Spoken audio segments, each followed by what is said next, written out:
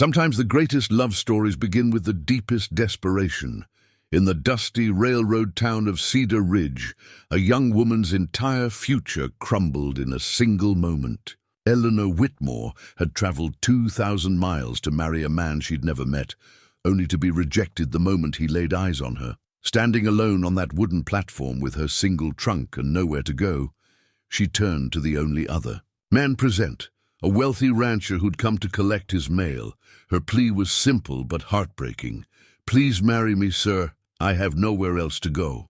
But why would a man who'd sworn off love after burying his wife accept such a desperate proposal? Before we jump back in, tell us where you're tuning in from, and if this story touches you, make sure you're subscribed, because tomorrow I've saved something extra special for you.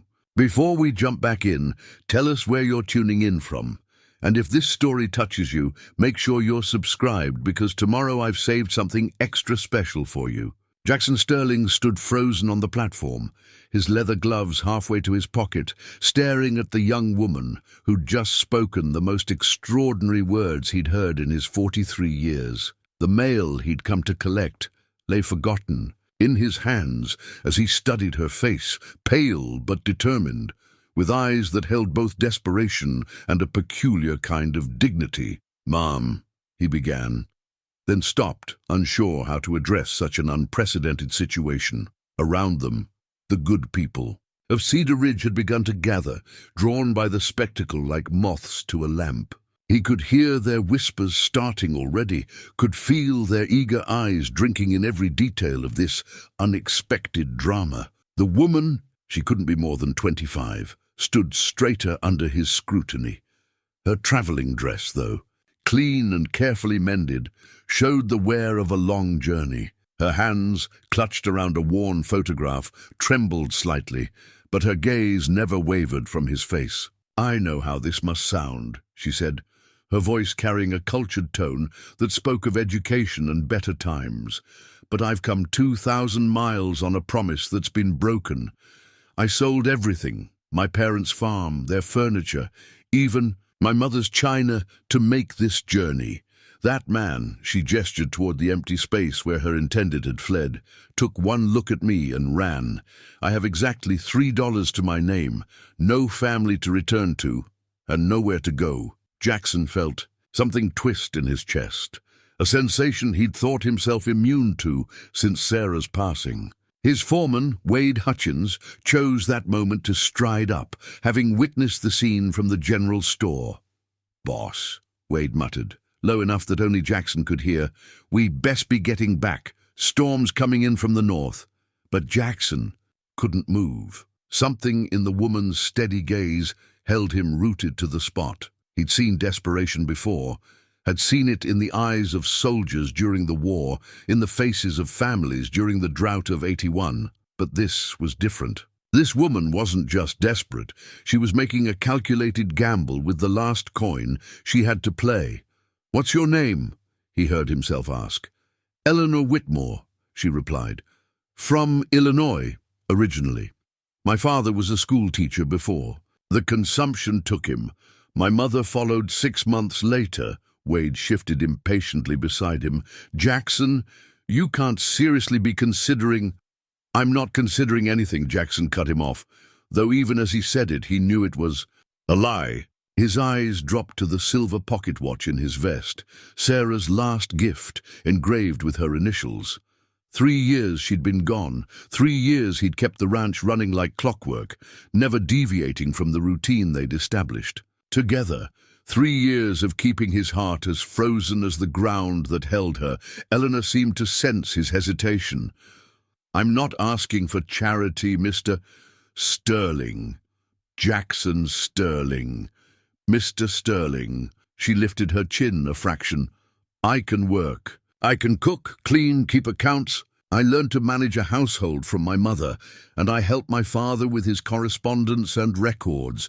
I'm not afraid of hard work. The Sterling Ranch don't need—" Wade began, but Jackson silenced him with a look. The crowd around them had grown. He recognized Mrs. Morrison, the banker's wife, already composing the gossip she'd spread at tomorrow's church social. Old Pete from the saloon was taking bets on what he'd do. And there was Reverend Clay, looking like he couldn't decide whether to offer comfort or condemnation. Jackson studied Eleanor again. Despite her dire circumstances, she hadn't wept, hadn't thrown herself at his feet, hadn't tried to manipulate him with feminine wiles. She'd stated her case plainly and waited for his verdict. There was steel in her spine, despite the trembling in her hands. "I'm not looking for a wife," he said finally, his voice carrying clearly across the platform. "I buried mine 3 years ago, and I've no intention of replacing her." He saw the hope dim in Eleanor's eyes, but she didn't look away. "I understand. However," he continued, and the words seemed to surprise him as much as anyone, "the ranch could use another pair of hands. If you're willing to work as you say, I can offer you employment, room, board, and fair wages for honest work. Nothing more." Wade made a sound of protest, but Eleanor stepped forward quickly, as if afraid he might change his mind. "I accept," she said simply. "Thank you, Mr. Sterling." He nodded curtly, already wondering what madness had possessed him. "Wade, help Miss Whitmore with her trunk. We'll want to beat that storm." As Wade reluctantly moved to collect her meager belongings, Jackson allowed himself one last look at Eleanor Whitmore. She'd tucked the photograph into her pocket and stood waiting, dignified despite everything. For just a moment, he thought he saw Sarah's approving smile in his mind's eye, but he pushed the thought away. "This is temporary," he said, as much to himself as to her, "until you can make other arrangements." "Of course," Eleanor agreed, though something in her eyes suggested she was already planning to prove herself indispensable. As they made their way to the wagon, Jackson Sterling wondered if he'd just made the wisest or most foolish decision of his life. Time would tell, he supposed. Time always did. The journey to Sterling Ranch took them through 15 miles of prairie that seemed to stretch endlessly beneath the gathering clouds. Eleanor sat rigid in the wagon bed, her trunk secured beside her, while Jackson and Wade occupied the bench. Seat up front. Neither man had spoken since leaving town, and the silence grew heavier with each passing mile. Eleanor's first glimpse of the ranch came as they crested a small rise. The sight took her breath away. The main house stood like a fortress against the vast sky. 2 stories of solid timber and stone, with a wraparound porch that spoke of summer evenings and gentle conversation. Beyond it, she could see well-maintained barns, corrals filled with fine horses, and cattle dotting the distant pastures. This was no struggling homestead. This was an empire built on years of hard work and careful management. "It's magnificent," she said softly, forgetting herself. Jackson glanced back at her, his expression unreadable. "Sarah designed the house, said if we were going to build something, it might as well last forever." The mention of his late wife hung in the air between them like a warning. Eleanor merely nodded, understanding the message clearly. She was entering another woman's domain. As they pulled up to the main house, the front door opened, and a severe-looking woman in her 50s emerged. Her grey hair was pulled back in a tight bun, and her black dress was as stern as her expression. This, Eleanor realized with a sinking heart, must be the housekeeper. "Mrs. Hayworth," Jackson said as he climbed down from the wagon. "This is Miss Whitmore. She'll be helping with the household duties. Please see that she's settled in the servants' quarters." Mrs. Hayworth's eyes swept over Eleanor with the kind of assessment that missed nothing. "The servants' quarters, sir? Not the—" "The servants' quarters," Jackson repeated firmly. "She's an employee, nothing more." Eleanor felt the sting of the words, but kept her face carefully neutral. She'd known what she was accepting. Still, as she followed Mrs. Hayworth into the house, she couldn't help but notice the elegant furnishings, the polished floors, the paintings on the walls, all the signs of a home that had been deeply loved and carefully tended. "This way," Mrs. Hayworth said curtly, leading her through the kitchen and down a narrow hallway. "You'll take your meals with the ranch hands in the kitchen. Breakfast is at 5, dinner at noon, supper at 6. You'll help with the cooking and cleaning, though I'll warn you now, I run this household as Mrs. Sterling taught me, and I'll tolerate no changes to her methods. The room she was shown to was small but clean, with a narrow bed, a washstand, and a single window that looked out onto the chicken coop. Eleanor set her trunk at the foot of the bed and tried not to think about the spacious bedroom upstairs that might have been hers under different circumstances. "Thank you, Mrs. Hayworth," she said quietly. "I'm grateful for the position." The older woman sniffed. "We'll see how grateful you are after a week of real work. City ladies usually don't last long out here." After she left, Eleanor sat on the edge of the bed and finally allowed herself a moment of weakness. She pulled out the marriage contract from her trunk, the one she'd signed with such hope back in Illinois, promising to be a faithful wife to one Samuel Morrison of Cedar Ridge, Texas. The same Samuel Morrison who'd taken one look at her and fled the train station. She studied the document, wondering what he'd seen that had sent him running. Was she not pretty enough? Had her clothes betrayed her reduced circumstances? Or had he simply lost his nerve when faced with the reality of a mail-order bride? A knock at her door interrupted her thoughts. She quickly tucked the contract away and opened it to find a young ranch hand holding a tray. "Mrs. Hayworth said you missed dinner," he said shyly. "Thought you might be hungry." Eleanor accepted the tray gratefully. "Thank you. I'm Eleanor." "Tom, ma'am." "Tom Bradley." He shifted nervously. "Is it true what they're saying? That you asked Mr. Sterling to marry you right there at the station?" Heat flooded Eleanor's cheeks. "News travels fast. Faster than wildfire out here," Tom agreed.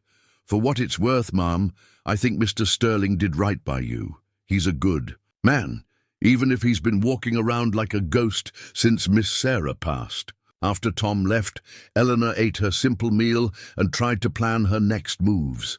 She could hear the ranch hands gathering in the kitchen for supper, their voices carrying through the thin walls.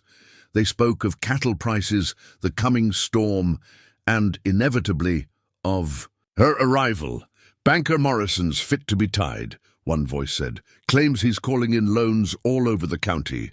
Says Sterling Ranch owes more than most. Jackson's good for it," another replied. "Always has been." "Maybe, but times are changing. Heard Morrison's got backing from some Eastern investors.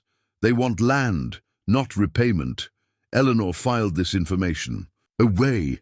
If the ranch was in financial trouble, that might explain Jackson's reluctance to take on another mouth to feed. It also meant she needed to prove her worth quickly. As night fell, she unpacked her few belongings and prepared for bed. Through her window, she could see light burning in what must be Jackson's study. She wondered if he was regretting his impulsive decision to help her. From somewhere in the house came the sound of footsteps, steady, measured, pacing. Eleanor pulled her mother's quilt up to her chin and stared at the ceiling. This wasn't how she'd imagined her new life in Texas, but it was better than the alternatives. She had a roof over her head, food in her stomach, and work for her hands. For now, that would have to be enough. Tomorrow, she decided, she would begin, proving that Jackson Sterling had not made a mistake in taking her in. She would work harder than any servant he'd ever employed. She would make herself indispensable, and perhaps in time she might thaw the ice around his heart. But tonight, in the darkness of her small room, she allowed herself to grieve for the dreams that had died on that train platform, and to kindle the tiny spark of hope that refused to be extinguished. Eleanor rose in the pre-dawn darkness, her body protesting after a restless night on the narrow bed. Through her small window, she could see the faintest hint of light touching the eastern horizon. If she meant to prove herself, she'd need to be in that kitchen before Mrs. Hayworth. She dressed quickly in her simplest work dress and made her way through the quiet house. The kitchen was cold, the stove unlit, but Eleanor had helped her mother through enough Illinois winters to know her way around a temperamental fire. Soon she had flames crackling and water heating for coffee. As she explored the pantry for supplies, her fingers brushed against something unexpected, a leather-bound book tucked between the flour bin and the wall. She pulled it out carefully and gasped. Sarah's Kitchen was written across the cover in an elegant hand, and inside were pages upon pages of recipes, each annotated with personal notes. "Jackson's favorite," read one. "For Christmas morning," said another. Eleanor hesitated. Using these recipes felt like trespassing on sacred ground. But if she was going to win over this household, she needed every advantage. She selected a page marked Ranch Hand Breakfast and set to work. By the time Mrs. Hayworth arrived, Eleanor had biscuits in the oven, bacon sizzling, eggs ready to fry, and a pot of gravy simmering. The older woman stopped dead in the doorway, her face cycling through surprise, suspicion, and something that might have been grief. "Where did you learn to make biscuits that way?" Mrs. Hayworth demanded. Eleanor chose honesty. "I found Mrs. Sterling's recipe book. I hope you don't mind, but I thought—" "You thought wrong." The housekeeper's voice was sharp. "That book isn't for the likes of you." "I meant no disrespect," Eleanor said quietly. "I only wanted to help." Before Mrs. Hayworth could respond, the ranch hands began filing in, drawn by the familiar smells. Their appreciative murmurs as they sat down to eat seemed to pain the housekeeper even more. "These biscuits," Tom Bradley said reverently, "they're just like Miss Sarah used to make." An uncomfortable silence fell over the table. Eleanor saw Jackson enter the kitchen and freeze, his eyes taking in the spread, the men's faces, and finally landing on the recipe book still open on the counter. "I apologize," Eleanor said quickly. "I shouldn't have—" "The men need feeding," Jackson interrupted, his voice carefully neutral. "If you can cook, then cook." He took his plate and retreated to the dining room, leaving Eleanor to wonder if she'd helped or harmed her cause. The morning passed in a blur of cleaning and organizing. Eleanor threw herself into the work, scrubbing floors that were already clean, polishing silver that already gleamed. It was near noon when Tom Bradley came running into the kitchen, his arm bleeding through a makeshift bandage. "Got caught on some barbed wire," he explained, grimacing. Mrs. Hayworth took one look and shook her head. "That needs the doctor. It's 15 miles to town." "I can help," Eleanor said. She'd helped her mother tend to injuries often enough. "If you have clean cloth and some whiskey for cleaning, I can stitch it." The men exchanged skeptical looks, but Tom was going pale. "Let her try," he said. Eleanor worked with steady hands, cleaning the wound and stitching it closed with neat, precise movements. Tom barely flinched, watching her work with growing respect. "Where'd you learn that?" he asked when she was done. "My mother was the closest thing to a doctor in our county," Eleanor explained, wrapping the final bandage. "She taught me what she could." Word of her medical skills spread quickly. By afternoon, she'd reset a dislocated finger and treated a persistent cough that had been plaguing one of the older hands. The men's initial wariness began to thaw, replaced by genuine appreciation. It was while searching for more medical supplies that Eleanor stumbled upon the ranch's account books in Jackson's study. The door had been left ajar, and she could see the ledgers spread across his desk. Unable to resist, she stepped inside for a closer look. The numbers told a stark story. The ranch was profitable, but barely. Several large loans were coming due, and the cattle prices had been falling. If something didn't change soon, Jackson would have to start selling off land or livestock. Finding everything you need, Eleanor jumped. Jackson stood in the doorway, his expression unreadable. "I'm sorry," she said. "I was looking for bandages and saw the books. I didn't mean to pry." He studied her for a long moment. "And what did—" "You see, that Morrison holds too much of your debt," she said honestly, "and that you're land-rich but cash-poor with major payments coming due." His eyebrows rose slightly. "You understand accounts?" "My father taught mathematics. I helped him tutor students and kept his books." She hesitated, then plunged ahead. "Mr. Sterling, I noticed you have water rights to Willow Creek that you're not fully utilizing. If you diverted some of that water to irrigate the south pasture, you could grow hay to sell instead of buying feed. The initial investment would be minimal, and the return—" "Miss Whitmore," he interrupted. but there was something different in his voice now. "Are you always this industrious? When I see a problem I can help solve, yes." That evening, as Eleanor served supper, she noticed a change in the atmosphere. The men included her in their conversation, asking her opinion on everything from cooking to cattle. Even Mrs. Hayworth seemed slightly less hostile, though she still watched Eleanor with suspicious eyes. It was after the dishes were done that the confrontation came.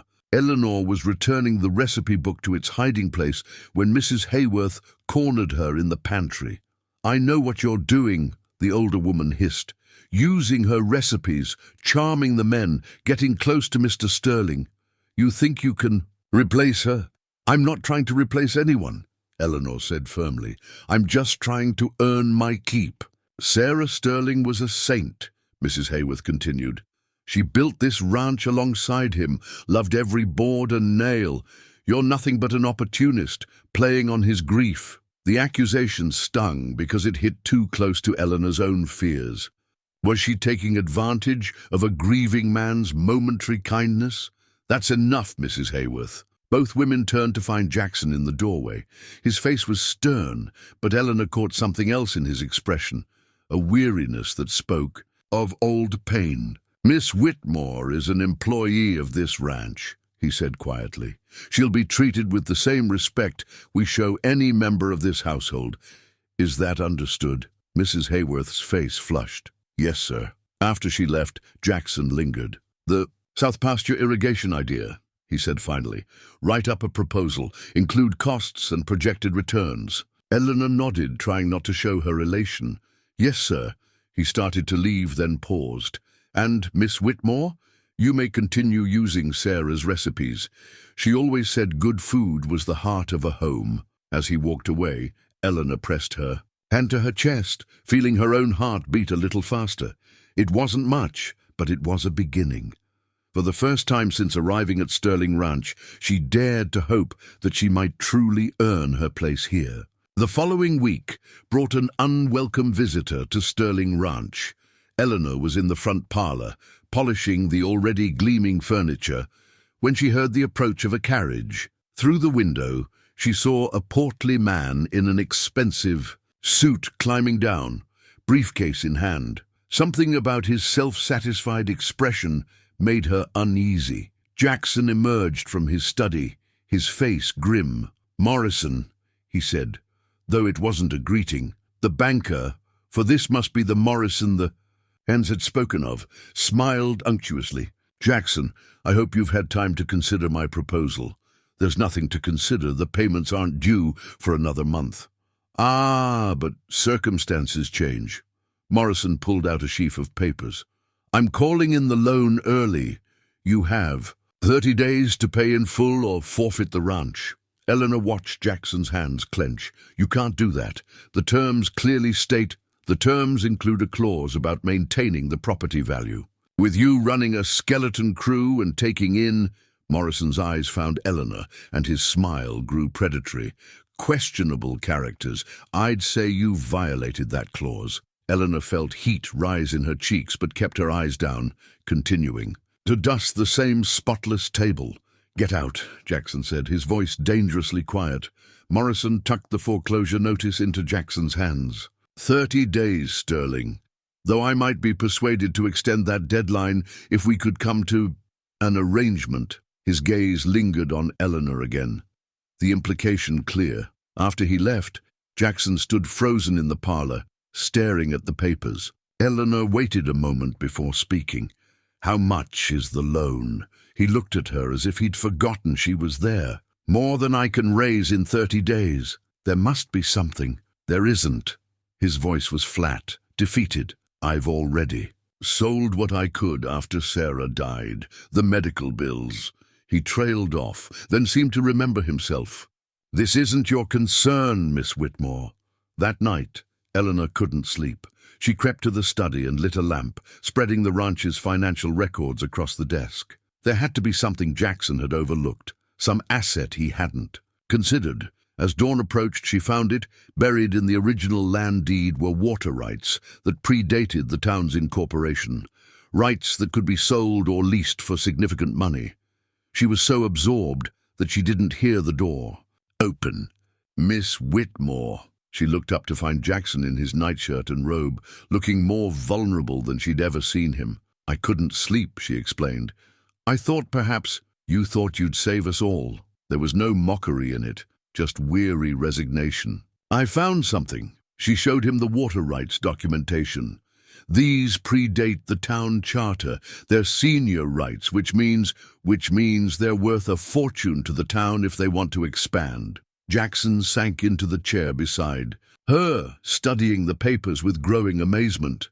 "How did I miss this? You've been managing alone, trying to do everything Sarah helped with, plus your own work. It's no wonder some details slipped through." He looked at her then, really looked at her, as if seeing her clearly for the first time. "Why are you doing this?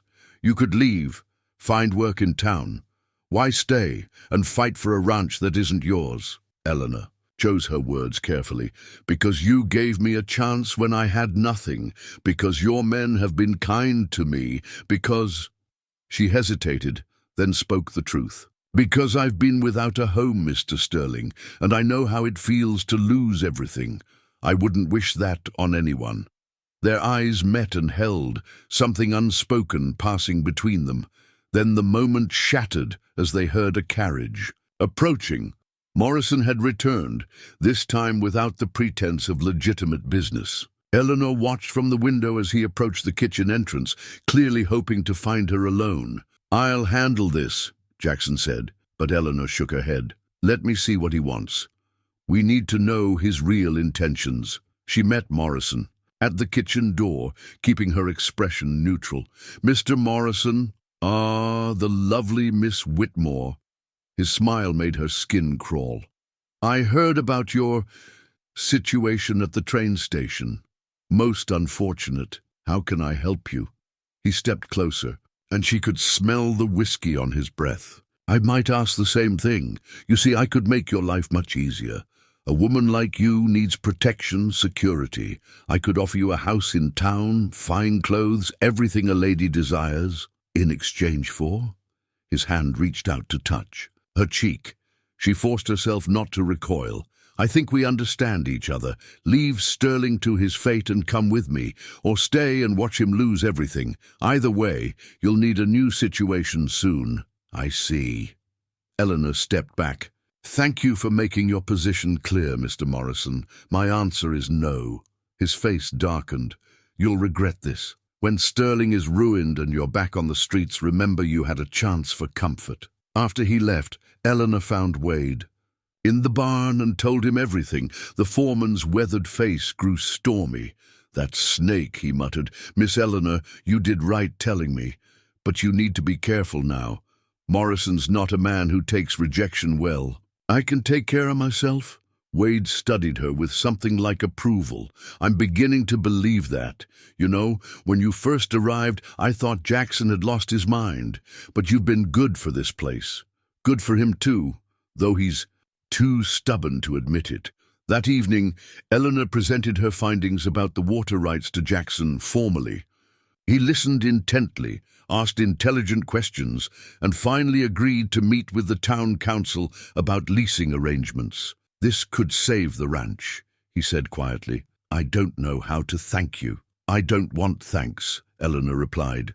"I want to help. We have 30 days to fight this, and I intend to use every one of them." Something shifted in Jackson's expression then.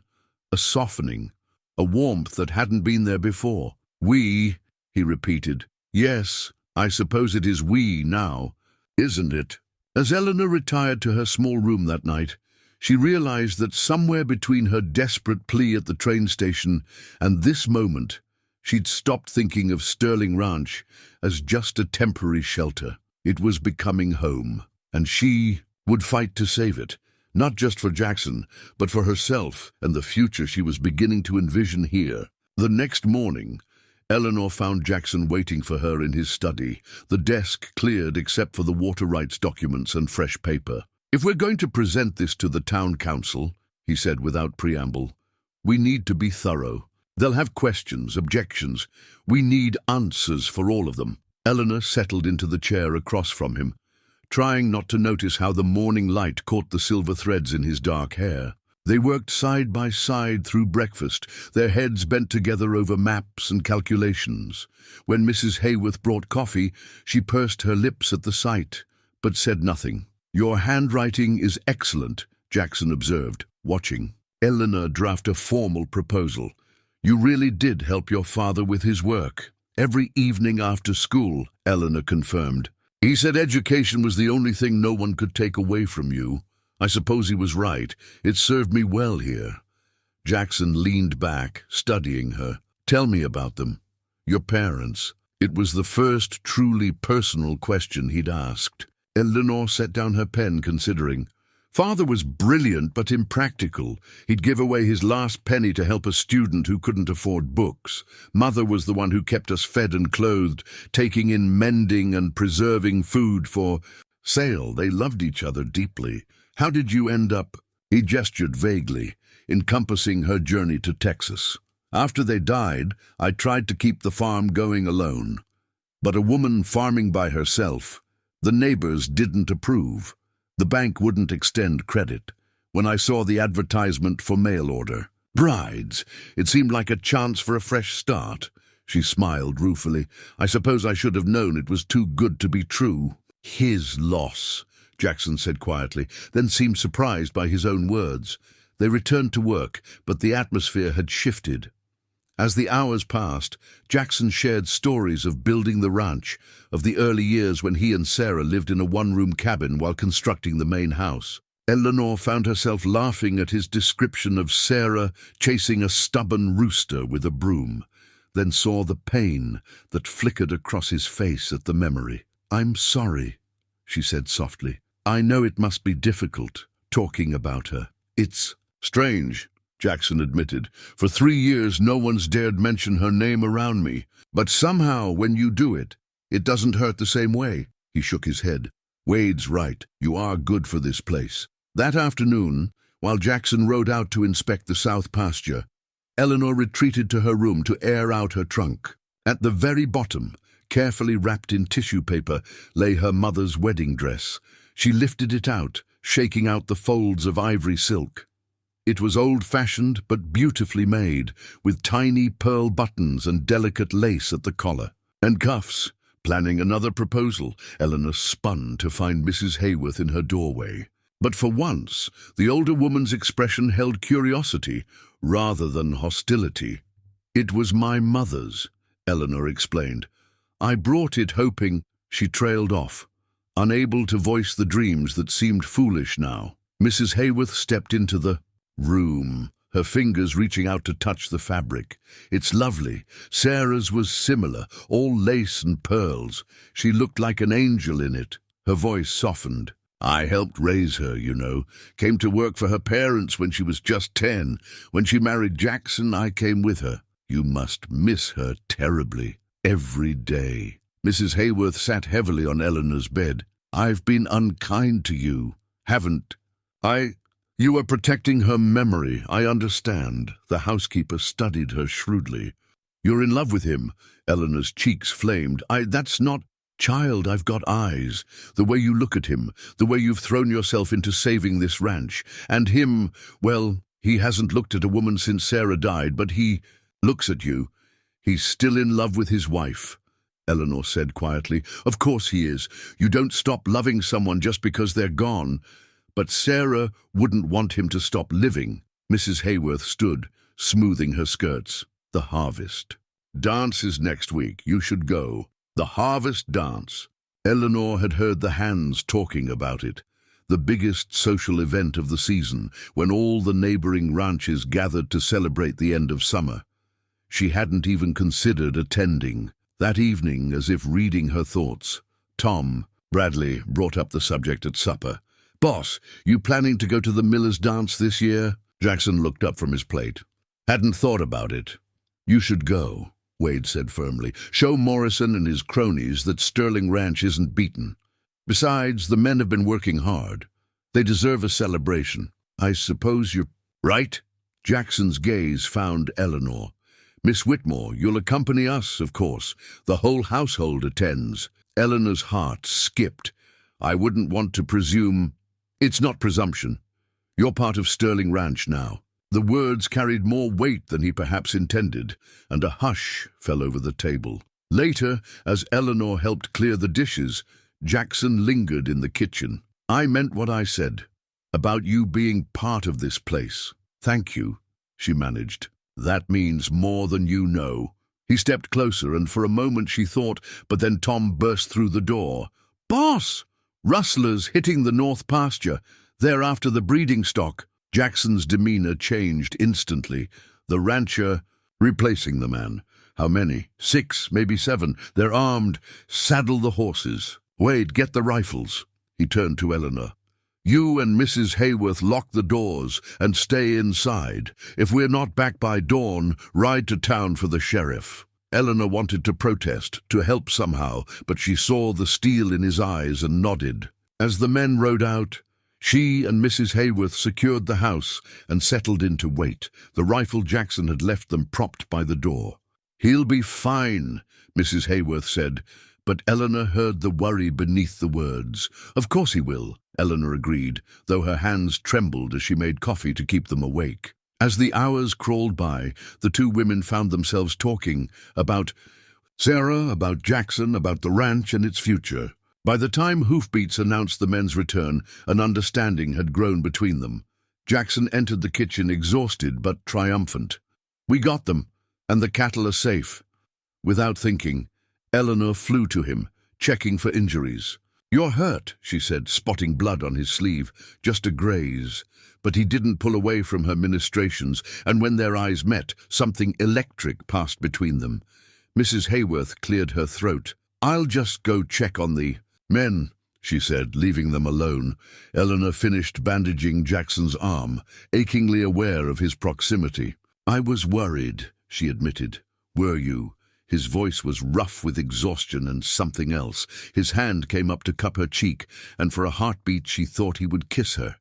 Then he stepped back, the wall slamming back into place. Thank you for tending my arm. You should get some rest.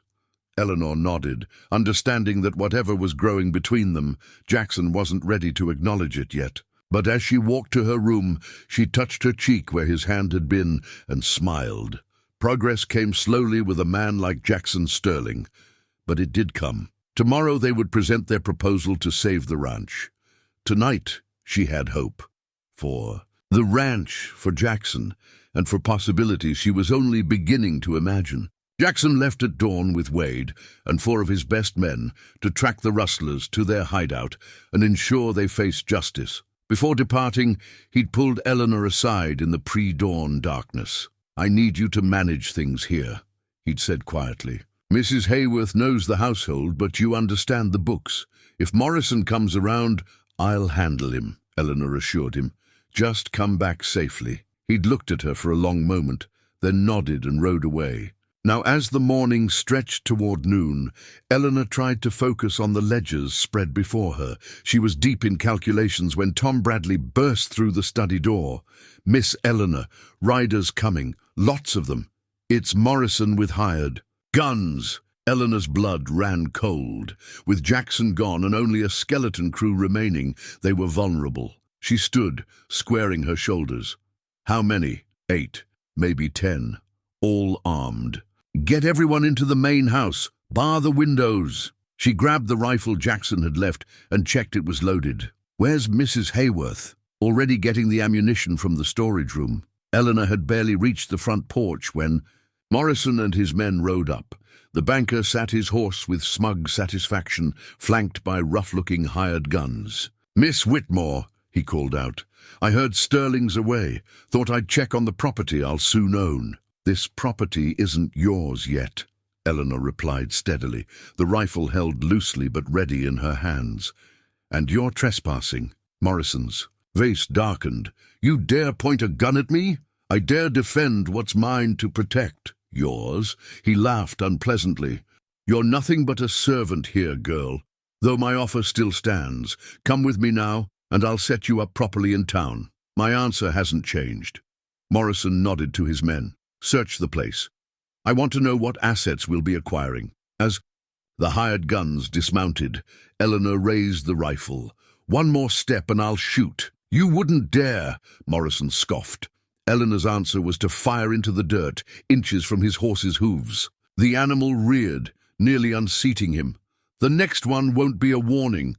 Behind her, she heard windows opening as the remaining ranch hands took position. They were outnumbered, but they had the defensive advantage. It was then that Eleanor remembered something. Jackson's army discharge papers she'd seen while organizing. If he'd been an officer, he would have taught his men tactics.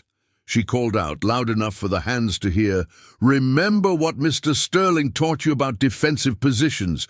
Tom, you take the east corner like in the war games." Tom caught. And quickly, "Yes, ma'am. Johnson, you got the west flank like we practiced." The bluff worked. Morrison's hired guns exchanged uncertain looks. They'd expected easy pickings, not a trained defensive force. While Morrison tried to rally his men, Eleanor noticed movement from the barn. Mrs. Hayworth and two of the older hands were flanking the intruders, having slipped out the back. The housekeeper might be getting on in years, but she held a shotgun with practiced ease. "Seems you're surrounded, Mr. Morrison," Eleanor called out. "I suggest you leave, now." But Morrison had noticed something else, smoke rising from the direction of the south pasture. "Set the hayfield on fire, boys," he shouted. "Let's see how brave she is when the ranch burns." Horror flooded through Eleanor. If the fire spread to the dry grasslands, it could destroy everything. But before panic could take hold, she heard thunder. No, hoofbeats. Lots of them. Jackson appeared over the rise, riding hard with not just his own men, but what looked like half the county behind him. The Millers, the Bradshaws, the Keens, all the neighboring ranchers who'd heard about Morrison's attack and come to help. The bankers' hired guns took one look at the approaching force and threw down their weapons. Morrison himself tried to wheel his horse around, but Jackson cut him off. "Going somewhere, Morrison?" Jackson's voice was deadly calm. "Sterling, your girl pulled a gun on me. I'll have her arrested." "My girl?" Jackson dismounted slowly, his hand resting on his pistol. "You mean the woman who just defended my home against armed intruders? The woman you've been harassing and threatening?" Eleanor felt warmth bloom in her chest at his words, but there was no time to savor it. "Jackson, the south field, they set it on fire." He nodded grimly. "We saw the smoke. The Millers are already working to contain it." His attention returned to Morrison. "As for you, the sheriff's on his way. Turns out those rustlers from last night were quite talkative about who hired them." Morrison's face went white. "You can't prove anything." "Can't I?" Jackson pulled out a paper. "Signed confession. You've been hiring rustlers to hit all the ranches you hold loans on, trying to devalue the properties. That's fraud, Morrison, and attempted arson, and conspiracy." As if on cue, Sheriff Coleman rode up with his deputies. "Josiah Morrison, you're under arrest." As Morrison was led away in chains, still blustering threats, Jackson turned to Eleanor. His eyes swept over her, checking for injuries, before fixing on the rifle in her hands. "You defended the ranch," he said softly. "You asked me to manage things," she replied. "That included keeping it safe." With a bluff about war games? Eleanor smiled slightly. "I found your discharge papers while organizing. Cavalry officer, decorated. For valor, I figured you might have taught the men some tactics." "You figured right." He stepped closer. "You could have left with Morrison. He would have kept you safe, comfortable." "Comfortable isn't the same as home," Eleanor said simply. Something shifted in Jackson's expression. He reached out, taking the rifle from her hands and setting it aside. "Eleanor," he began, then stopped, struggling for words. Mrs. Hayworth chose that moment to bustle up. "Mr. Sterling, the fire's under control. The Millers saved most of the field." She looked between them with knowing eyes. "I'll just go organize some food for all these folks who came to help." As she left, Jackson found his voice again. "What you did today, defending the ranch, standing up to Morrison, rallying the men, Sarah would have done the same." "I'm not trying to be Sarah," Eleanor said gently. No, he agreed. You're Eleanor, and that's... He took a breath. That's exactly who I want you to be. The words hung between them, heavy with meaning. Around them, the ranch hands and neighbors were dealing with Morrison's captured men, putting out the last of the fire, restoring order. But for Eleanor and Jackson, the world had narrowed to just this moment. I have something to ask you, Jackson said. But not here, not like this. After the harvest dance, when things are settled, will you wait? Eleanor's heart was pounding, but she managed to nod. I'll wait. He smiled then, the first truly unguarded smile she'd seen from him. Good. Now let's go thank our neighbors, and Eleanor, you're done with the servants' quarters. Mrs. Hayworth will prepare a proper room in the main house. You've more than earned it. As they walked together toward the gathered crowd, Eleanor felt the last walls between them beginning to crumble. She defended his home, and in doing so had finally claimed her place in it. Not as a servant, not as an employee, but as something altogether more precious. The next morning found Eleanor and Jackson in the courthouse basement, searching through dusty property records. Word of Morrison's arrest had spread quickly, and several other ranchers had come forward with suspicions about their own loans and the rustling that had plagued them. If we can prove Morrison's been manipulating property values across the county, Jackson explained, pulling another heavy tome from the shelf, we might be able to invalidate all his loans. Eleanor sneezed as dust billowed from the pages. These records go back to Spanish colonial times. There might be something here about the original land grants. They worked in companionable silence, occasionally sharing discoveries. Eleanor found herself stealing glances at Jackson, noting how he'd rolled up his sleeves, how his brow furrowed in concentration. When their hands brushed reaching for the same document, neither pulled away immediately. Here, Eleanor breathed suddenly. Jackson, look at this. She'd found a leather portfolio tucked behind other documents, its pages yellowed with age. Inside was an original Spanish land grant for what was now Sterling Ranch, complete with detailed water rights that extended far beyond what current records showed. This predates the town charter by 50 years, Jackson said, studying the document. These water rights are senior to everything else in the county, which means the town needs your permission to use any water from Willow Creek. Eleanor added, Morrison's been collecting payments from the town for water rights that weren't his to sell. Judge Patterson, who'd been sympathetic but cautious about moving against Morrison, examined the document carefully. This changes everything. If this is authenticated, and I believe it is, then Mr. Morrison has been committing fraud on a massive scale. There's more, Eleanor said. She'd continued searching while they talked and found a ledger hidden in the same portfolio. Look at these entries. Morrison's been skimming from the town's water payments for years, claiming the money went to various water rights holders. The judge's face darkened, including payments that should have gone to Sterling Ranch. We need to call a town meeting, Jackson decided. Make all of this public before Morrison's friends can bury it. The meeting was set for that evening, and word spread like wildfire. By 7 o'clock the town hall was packed. Ranchers, townspeople, and business owners all crowded in, eager to hear what had been discovered. Eleanor sat beside Jackson at the front table, the documents spread before them. She changed into her best dress, not fancy, but respectable, and tried to ignore the whispers about Sterling's mail-order bride that followed them. Jackson stood to address the crowd. Most of you know why we're here. Josiah Morrison has been arrested for conspiracy and fraud. What you don't know is how deep his corruption goes. He laid out the evidence methodically, the hired rustlers, the manipulated property values, the false water rights. Eleanor watched the crowd's faces shift from skepticism to anger as the full scope of Morrison's crimes became clear. But that's not all, Jackson continued.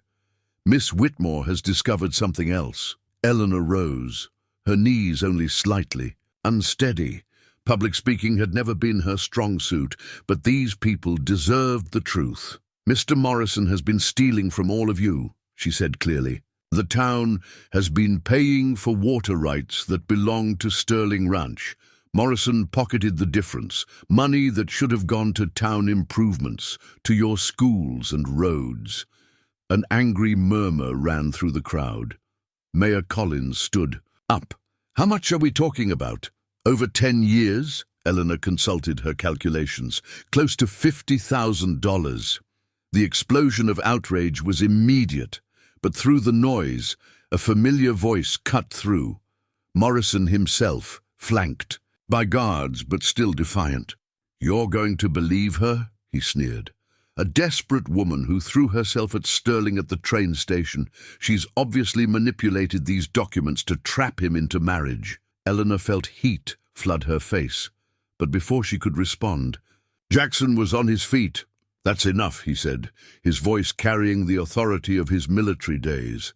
Miss Whitmore came to my ranch seeking honest work, nothing more.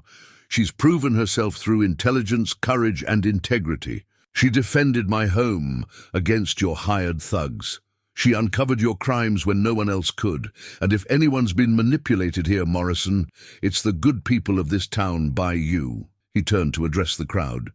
Yes, Miss Whitmore arrived, here under unusual circumstances, but she's shown more character in these few weeks than you've shown in a lifetime, Morrison. And I'm proud. His voice softened, his eyes finding Eleanor's. I'm proud to stand beside her. The crowd erupted in supportive applause. Eleanor blinked back tears, overwhelmed by Jackson's public defense. Morrison made one last desperate play. Fine, but you still owe me $30,000, Sterling. That loan stands, and it's due in 2 weeks. Actually, a new voice interjected, it doesn't. Everyone turned to see Mr. Hartley, the federal prosecutor who'd arrived that morning. Mr. Morrison, all contracts obtained through fraudulent means are null and void. Furthermore, the money you stole from the town, that will be seized as restitution. Every rancher you cheated will be compensated. As Morrison was led away, still protesting, the townspeople surged forward. Men shook Jackson's hand, women embraced Eleanor, and apologies flowed for how she'd been treated. You saved us all, Mrs. Collins said, pressing Eleanor's hands. I'm ashamed of how we gossiped about you when you first arrived. Later, as the crowd finally dispersed, Jackson and Eleanor found themselves alone in the empty hall. The gas lamps cast a warm glow, and for a moment neither spoke. Thank you, Eleanor said finally, for what you said about me. I meant every word. Jackson stepped closer. Eleanor, Mr. Sterling. Tom Bradley burst through the doors. Sorry to interrupt, but there's a telegram from the governor. He's sending a whole team to investigate Morrison's other dealings. Seems this goes all the way to Austin. Jackson sighed, the moment broken. I'll be right there, Tom. After the young man left, Jackson turned back to Eleanor with a rueful smile. We seem destined to be interrupted. The harvest dance is tomorrow, Eleanor reminded him. You said after the dance. I did. He took her hand, raising it to his lips in an unexpectedly courtly gesture. Until then, Miss Whitmore. Eleanor floated back to the ranch, her hand still tingling where his lips had touched. Tomorrow night couldn't come soon enough. The morning of the harvest dance dawned clear and bright. Eleanor woke to find the entire ranch in a flutter of preparation. Even with Morrison behind bars and the immediate threat past, there was still work to be done consolidating the evidence. Against him, in Jackson's study, she found him meeting with other ranchers who'd come forward with their own stories of Morrison's manipulation. Walter Keene was showing loan documents with suspicious terms, while Ben Miller described cattle losses that now seemed too convenient. He had us all dancing to his tune, Keene said bitterly, paying higher interest than we should have, selling stock at losses to make payments. Eleanor quietly took notes as each man told his story. By mid-morning, they had enough evidence to show Morrison had been systematically destroying the county's ranching community for his own gain. It was then that Marshal Hayes arrived from Austin with news that changed everything. We've been investigating Morrison's connections back east, he announced. Turns out he's been working with a syndicate that's been buying up western land through similar schemes. We intercepted a telegram. They're sending someone to break him out tonight during the dance when everyone's distracted." The room erupted in concerned voices, but Jackson raised his hand for quiet. "Then we'll be ready for them. Marshal, how many men can you spare?" "4 deputies, but if they're sending professionals, they won't expect the whole county to be armed and ready," Jackson interrupted. His military bearing was fully evident now as he began organizing the defense. "Ben, you and your boys watch the North Road. Walter, take the East." Eleanor watched him deploy the ranchers like troops, using his knowledge of the terrain and tactics. When he assigned her to coordinate communications from the ranch, she started to protest. "I need you here," he said firmly but gently. "Someone has to keep track of all the moving pieces, and you're the only one I trust to do it right." She understood. This was his way of keeping her safe while still including her in the fight. "I'll have Mrs. Hayworth help me set up a command post in the kitchen." As the day progressed, tension built across the county. But when evening came, everyone dressed for the dance as if nothing was amiss. Eleanor stood before her mirror in her mother's wedding dress, the only formal gown she owned, which she'd altered slightly for the occasion. Mrs. Hayworth appeared in her doorway. "You look lovely, dear. Sarah's jewelry would complement that dress perfectly. May I?" She fastened a simple pearl necklace around Eleanor's throat. "There, now you're ready to face whatever comes." The Miller Ranch was ablaze with lanterns when they arrived. Despite the underlying tension, the atmosphere was festive. The barn had been cleared for dancing, tables groaned with food, and a small band was tuning their instruments. Jackson helped Eleanor down from the wagon, his hands lingering on her waist. "You're beautiful," he said quietly, and Eleanor felt her cheeks warm. They'd barely entered the barn when a commotion arose outside. One of the watchers had spotted riders approaching, too many to be late guests. Jackson pressed Eleanor's hand briefly, then moved to coordinate the defense. What followed was swift and decisive. The syndicate's hired guns rode straight into the trap Jackson had set. Ranchers emerged from hidden positions, weapons trained on the intruders. The would-be rescuers found themselves surrounded and outmanned, but in the confusion, one man slipped through, heading not for the jail but for the barn where the women and children had gathered.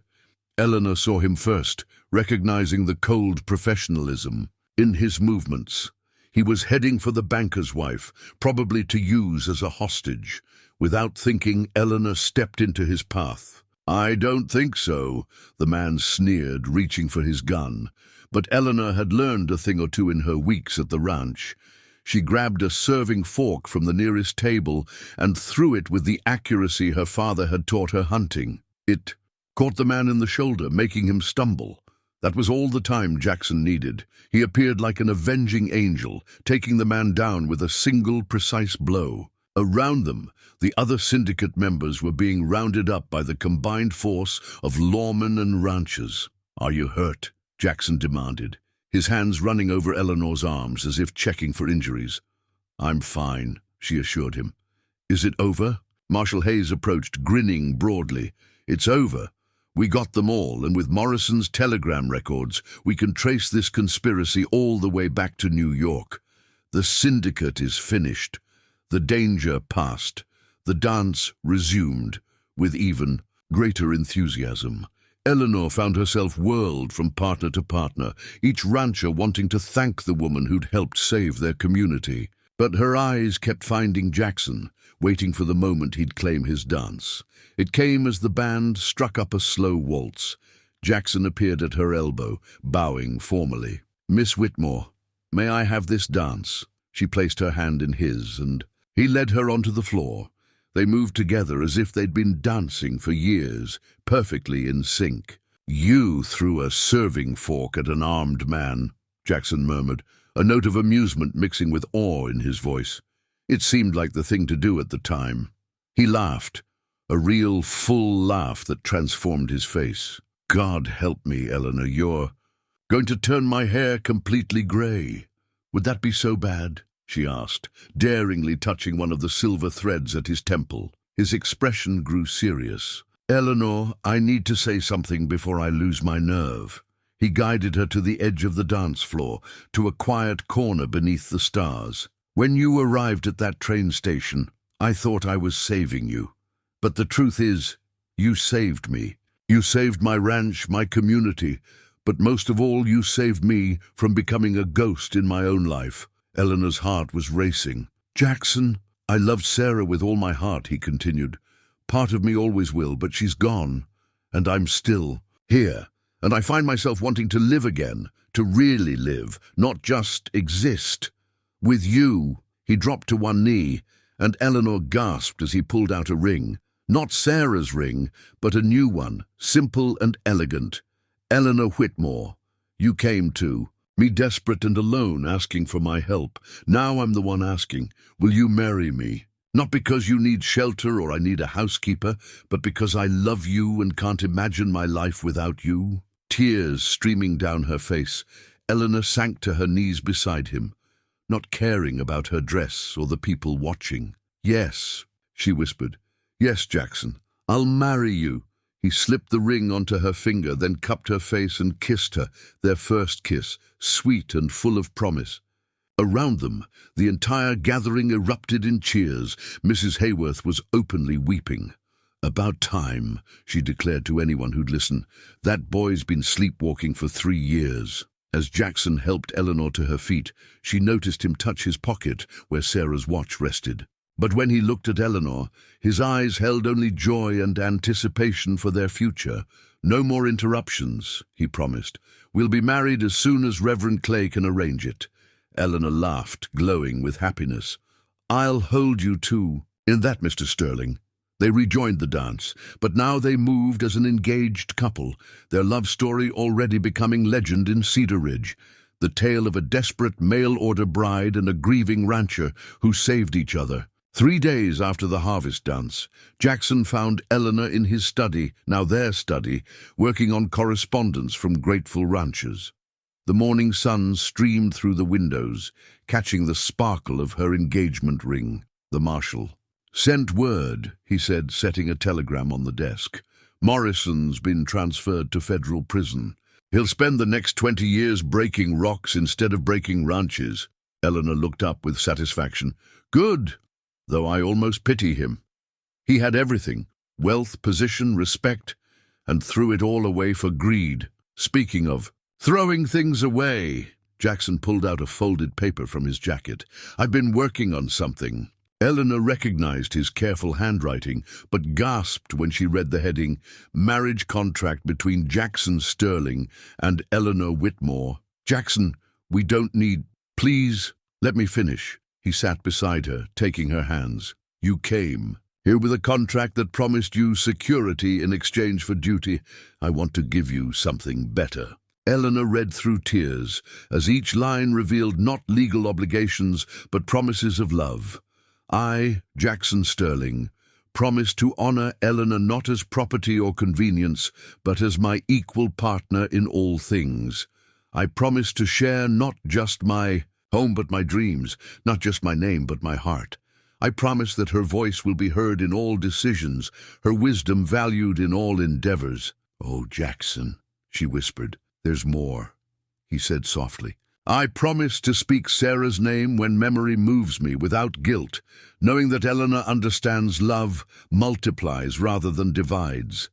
I promise to build our future while honoring our pasts." Eleanor was openly crying now. "It's beautiful, but I have conditions of my own." She took the pen from his hand and began writing below his words. "I, Eleanor Whitmore, promise to stand beside Jackson in drought and plenty, in joy and sorrow. I promise to be not a shadow of what came before, but a light toward what lies ahead. I promise to love the man he was, the man he is, and the man he's still becoming." They signed it together, their hands touching on the pen. Jackson carefully blotted the ink, then set the document aside. "Now then," he said, his tone lighter, "Mrs. Hayworth informs me that a proper wedding takes at least 2 weeks to arrange. Apparently, there are flowers to order, food to prepare, a dress to be made." "I have my mother's dress," Eleanor interrupted, "which is lovely, but Mrs. Hayworth insists you need a new one." Something about not starting our marriage in a dress. Meant for another man. He grinned at her expression. Don't argue with her. I've learned it's futile. Besides, the entire county wants to celebrate with us. We've become something of a symbol of hope, I'm told. Over the following days, Eleanor discovered he was right. Wedding gifts arrived daily. Handmade quilts, preserved foods, furniture carved by grateful neighbors. The local seamstress insisted on creating her wedding dress at no charge, calling it an honor to dress the woman who'd saved their community. But the most touching moment came when Eleanor was sorting through the gifts. At the bottom of a basket, wrapped in brown paper, was Sarah Sterling's recipe book. A note in Mrs. Hayworth's hand read, "She would want you to have this. Make it yours now." Eleanor was still clutching the book when Jackson found her. "Are you all right?" "Everyone's being so kind," she managed. "I never expected—" "You gave them hope," Jackson said simply. "You showed them that even in the darkest moments, courage and determination can prevail. That's worth more than you." "No!"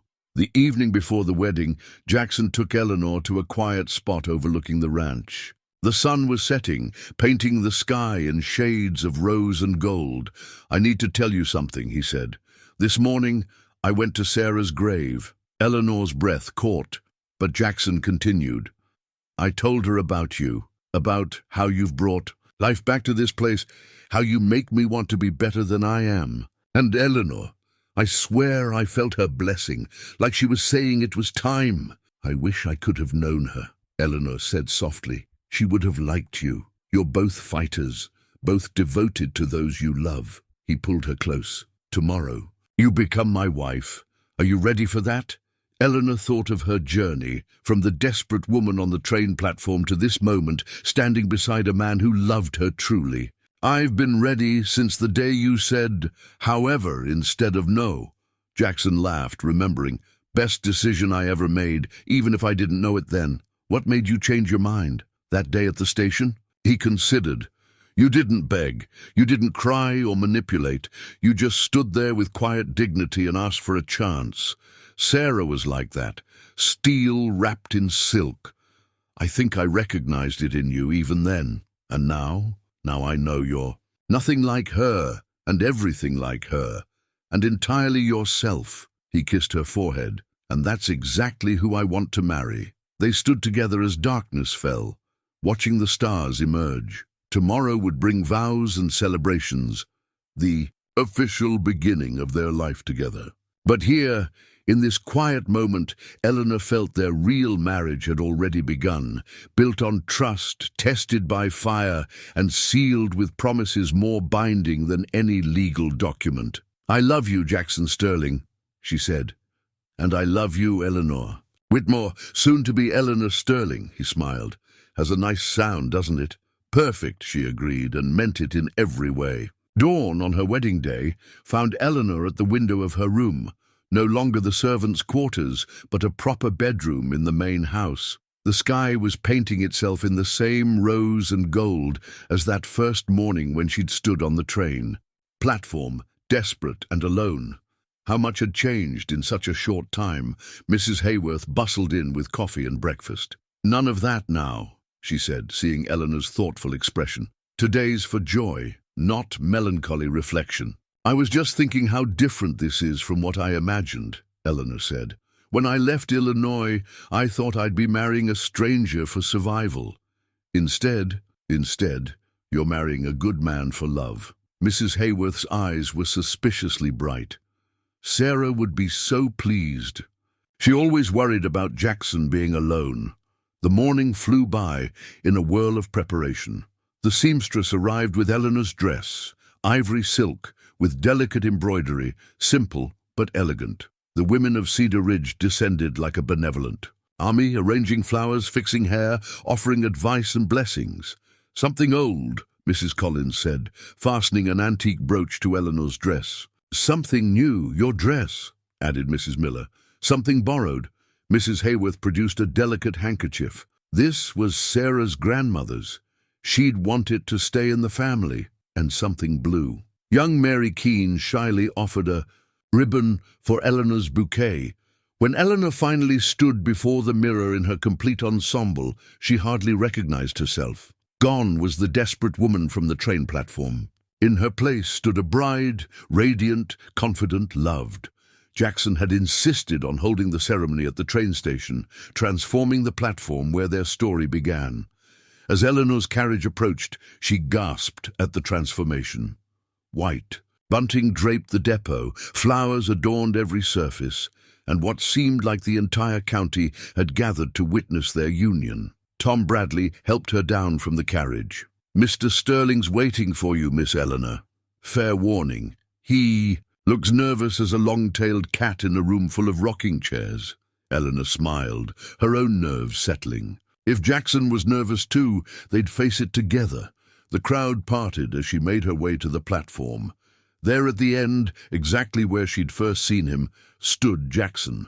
He wore his best suit, his silver-touched hair gleaming in the morning sun.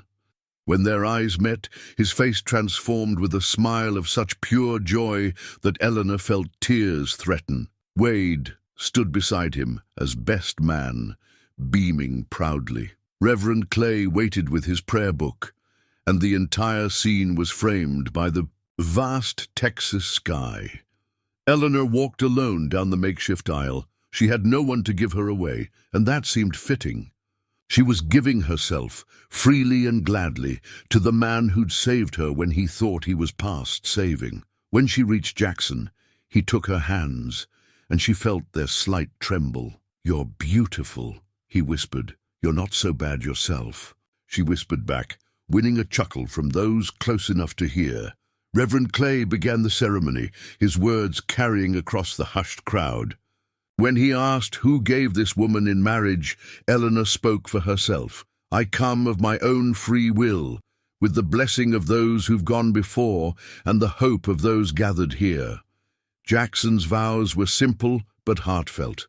"Eleanor, you arrived in my life like dawn after the longest night. You brought warmth to a cold house, hope to a failing ranch, and love to a heart I thought was closed forever.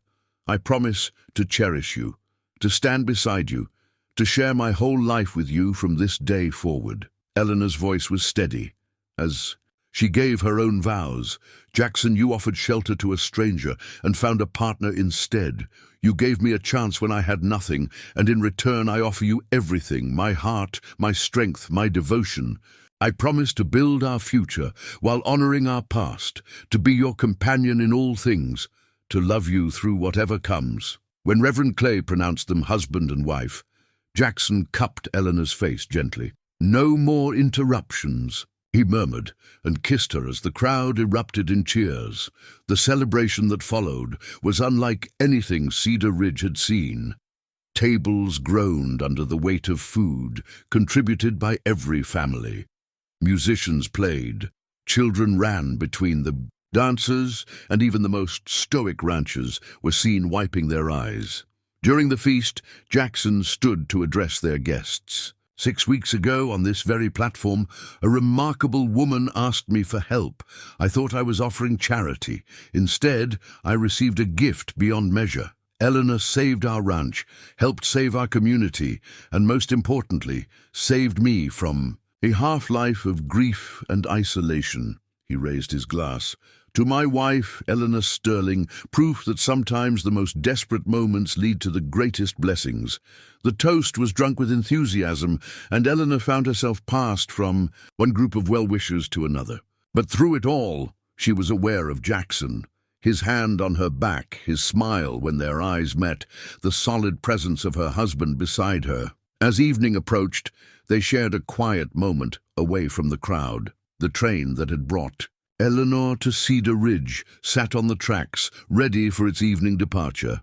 "Any regrets?" Jackson asked. "Your life would have been simpler if you'd gotten back on that train 6 weeks ago." Eleanor laughed. "Simpler, maybe, but not better. Never better." She leaned into his embrace. "What about you?